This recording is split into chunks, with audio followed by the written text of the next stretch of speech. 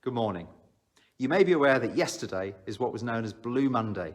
The third Monday in January is considered by some to be the most depressing day in the whole year. And there are many people who think that that's nonsense, and unhelpful nonsense at that. Nevertheless, it's not assisted by something in which I occasionally indulge, known as doomscrolling, which is the unfortunate habit of flicking through your news stories, Twitter and so on, and being left with a feeling of how generally terrible everything seems to be. This morning, for example, I could see the arrest of the Russian opposition leader, Alexei Navalny. I could see there was a fight in London involving 40 people with knives and someone with a sword. Worries about insider agitation and violence at the US presidential inauguration. Lots of things about coronavirus, something about stamp duty and tax, something about the prices of trampolines increasing by 50%. And well, you get the idea. I don't think it's a particularly productive way to spend one's time. And it'd be easy to get swept into the view that the world really is an irredeemably appalling place and it's only getting worse. And indeed, you can see how people whose only source of news is what comes through bleak and partisan social media will come to some troubling and upsetting views about reality. With all of that in mind, I'm certainly going to try to cut down on the bad news this year. Other news is available, and some of it is great. Grim stories do sell, and they're what are pushed at you, and you do have to go out of your way to find it. A trawl through all of the tabs on the BBC News website this morning did very little to add much cheer for me, but it's all there if you want it. Please do take the time today and this week to pause and read and explore something that really interests you or brings you joy, lest Blue Monday turns into Blue January or Blue 2021. You might not realise how good things are beneath the veneer of awfulness. Have a superb, not blue at all week. Good morning, school. I hope you're all well as we enter another week of remote learning. Firstly, I'd just like to say well done to all of you who took part in the virtual challenge at the weekend.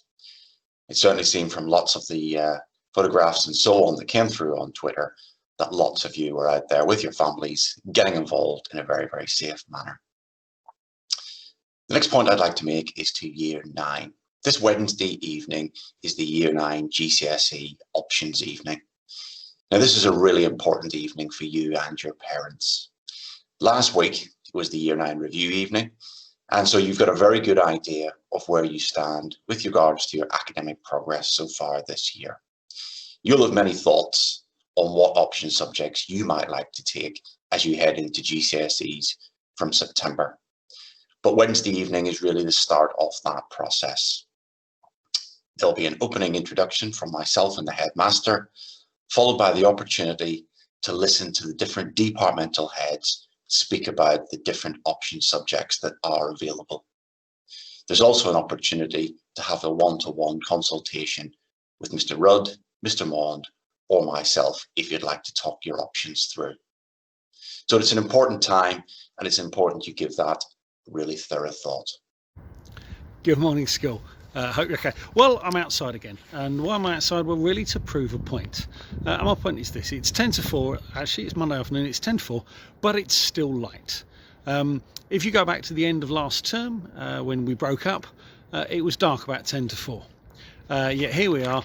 We've got about another 40 minutes light left. Okay, and by the time we come back after half term, but it doesn't get dark till about 5:45. So what we see is that there are lighter, brighter, warmer, longer days to come. And that should give us some hope. That should give us some optimism for the future. I know things are tough. Lockdown 27 or whatever this is, I think is tough on everyone. It seems a bit different to the last few lockdowns. I think possibly to do with the cold weather and the fact that we don't seem to be able to get out as much as we can. However, there are signs of encouragement. There are brighter, lighter days to come, as I say. So keep on working hard, keep the faith. We will get through this. But what I would say is your tutors, the pastoral staff, management, everyone at school, we are here for you. So if you are finding things tough, if you do find that things are difficult for you, do get in touch. We do want to help, and we are keen to make sure that together we get through this and come out the other side. So hope you're all okay. Stay safe.